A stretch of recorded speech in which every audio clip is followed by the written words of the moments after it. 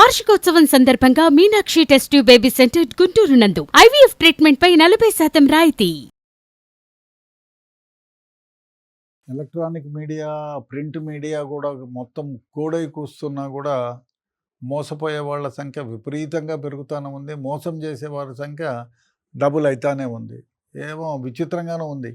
ఏమి ఫ్రెండ్షిప్ కాకుండా ఎవరో ఒక కాల్ చేస్తారు, ఒక అమ్మాయి మాట్లాడుతుంది. ఇది నాకు తెలిసిన ఒక వ్యక్తికి జరిగిన సంఘటన. ఫోన్ వస్తుంది, ఆయన మిడిల్ ఏజ్డ్ మాన్. ఫోన్ వస్తే మాట్లాడితే అది ఇది మాట్లాడింది.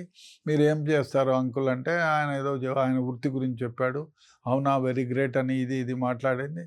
సరే, మీరు చాలా బాగా మాట్లాడతారు అది ఇది మాట్లాడి, మీరు ఎక్కడ ఉంటారు ఏం కథ అంటే నేను ఇక్కడ ఉంటానంటే, అయ్యో నేను ఇక్కడ ఉంటాను, మాకు చాలా దూరము, నేను ఢిల్లీలో ఉంటాను, ఢిల్లీలో నార్త్ అవెన్యూలోను ఏదో చెప్పింది. ఆయన నమ్మినాడు.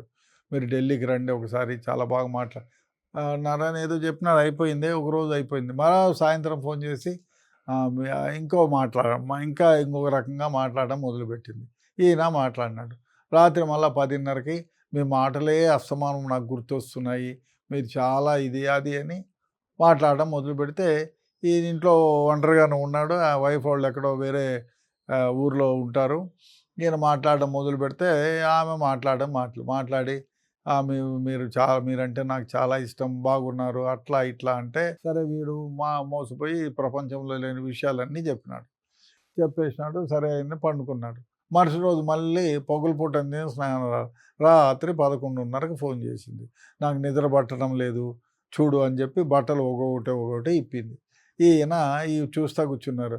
నన్నే ఇప్పి చూపించింది, అన్నీ అయిపోయింది. నేను బాగున్నానా, నేను నచ్చినానా అంటే, బాగున్నావు. ఆయన బుద్ధిలోనుడు ఎందుకమ్మా బట్టలు వేసుకో అని చెప్పేసి ఉంటే పోతూ ఉండే. ఆయన చూస్తూ ఉండిపోతే, సరే మీరు బట్టలు ఇప్పచ్చు కదా అంటే, నేను ఇప్పను అన్నాడు. మరుసటి రోజు మళ్ళీ ఫోన్ చేసి బట్టలు ఇప్పి ఇట్లా అట్లా అంటే, ఈయన బట్టలు ఇప్పినాడు.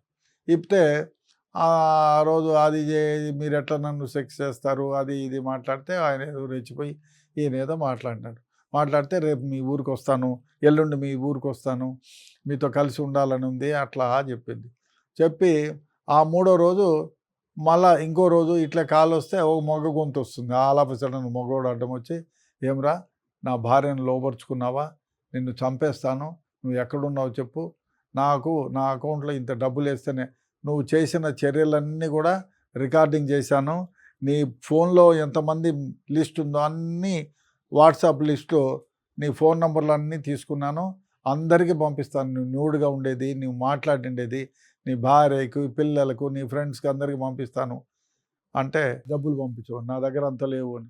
మొదటిసారి వాళ్ళ అకౌంట్ ఏదో ఇస్తే 50,000 పంపించినాడు. మళ్ళా 2వ రోజు 3వ రోజు తర్వాత మళ్ళీ డబ్బులు ఇస్తావా, ఈ విధంగా ఒక నెలలోనే దగ్గర 4-5 లక్షలు మోసపోయినాడు. ఆయన ఏదో దిగాలుగా ఉంటే, ఏమయ్యా ఎట్లున్నామంటే, ఏం లేదు సార్ అన్నాడు. చెప్తే, నేను మోసపోయినాను సార్ అట్లా అంటే, పోలీస్ కంప్లైంట్ ఇవ్వమంటే సైబర్ క్రైమ్లోకి పోయి కంప్లైంట్ ఇచ్చినారు.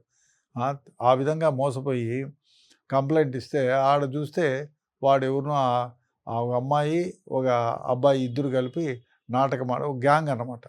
గ్యాంగ్ మోసం చేసి ఈయన దగ్గర నుంచి డబ్బు కాజేశారు. ఎఫ్ఐఆర్ అయితే కట్టినారు. వాళ్ళు ఎక్కడో ఢిల్లీ దగ్గర గోరేగాంలో ఎక్కడో ఉంటారని అడ్రస్ ట్రేస్ కాలేదు.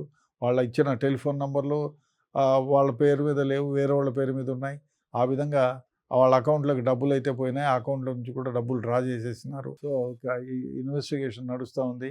ఎప్పుడైనా ఎవరైనా అపరిచితుడు ఎవరైనా ఉంటే, మీకు పర్సనల్గా తెలియకపోతే, మీ ఫ్యామిలీ హిస్టరీ కానీ మీ పర్సనల్ విషయాలు కానీ దయచేసి చెప్పొద్దు. ఏదో ఆమె బట్టలు ఇప్పుతుంది కదా అని చొంగ కార్చుకొని నువ్వు బట్టలు ఇప్పితే మొత్తం జీవితానికి నాశనం చేసుకుంటారు. కాబట్టి ఇటువంటి వాళ్ళు ఎవరైనా రాత్రిపూట ఫోన్ చేసి హలో అని, ఆడవాళ్ళకు మగవాళ్ళకు ఆడవాళ్ళు కూడా ఈ విధంగా చేస్తున్నారంట.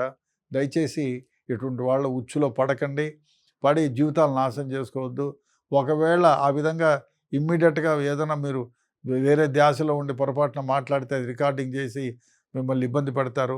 అదేవిధంగా కూడా చాలామంది మీ ఇంటికి వస్తాము, మీ ఇంటి అడ్రస్ చెప్పండి, మీరు నాకు డబ్బు, ఇంకో విషయం కూడా జరిగింది దీంట్లో, నా అకౌంట్కి డబ్బులు పంపించండి అని చెప్తే, ఏదో కష్టాల్లో ఉన్నానని చెప్తే ఎంతో 500 1000 పంపిస్తే, నేను మళ్ళీ మీ అకౌంట్కి పంపిస్తున్నాను, బ్యాంక్ అకౌంటు మీ డీటెయిల్స్ అన్నీ చెప్పని చెప్తే అది 500కి బదులు 2000 ఎంతో వేసింది. మొత్తం ఏదో నంబర్ వస్తుంది, ఆ నంబర్కి నంబర్ చెప్పి నా డబ్బులు వచ్చినాయా, ఆ డబ్బులు వస్తే నా దగ్గర మీకు ఆధార్ కార్డ్ నంబర్ చెప్పండి, మేము ఇంకా డబ్బులు ఎక్కువ ఉంది నా దగ్గర వచ్చేసినాయి వేస్తానని చెప్తే ఇంకో ఆధార్ కార్డ్ నంబర్ ఇస్తే మొత్తం ఓటీపీ ఒకటి వచ్చింది. ఓటీపీ వచ్చింది అంకుల్ అంటే వచ్చిందన్నాడు. తీరా చూస్తే ఉన్న బ్యాంక్ బ్యాలెన్స్లో మొత్తం డబ్బులు ఆ రాత్రికే డ్రా అయిపోయినాయి. రాత్రి అంతా మెసేజ్లు వస్తున్నాయి. పొద్దున్నే లేచి చూసుకుంటే బ్యాంక్ బ్యాలెన్స్లో దాదాపు 40 లక్షల రూపాయలు కొట్టుకుపోయినాయి. దయచేసి అపరిచితుడైన వ్యక్తులకి ఏమి ఇట్లా నంబర్లు అడిగితే చెప్పొద్దు. ఏదో వన్ టైం పాస్వర్డ్ చెప్పండి అని చెప్పు, లేకపోతే మీ ఇంటికి సర్వేకి వస్తున్నామనో ఈ విధంగా ఏదో చెప్పి, ఇప్పుడు ఈ సర్ కూడా ఒక కొత్తగా వస్తున్నారు ఇంట్లోకి, వాళ్ళకు కూడా అయ్యా ఫారమి నేను సంతకం పెట్టి రాసి మీకు ఇస్తానని చెప్పండి, డీటెయిల్స్ ఇవ్వద్దు, మీ ఆధార్ కార్డు ఇవ్వద్దు.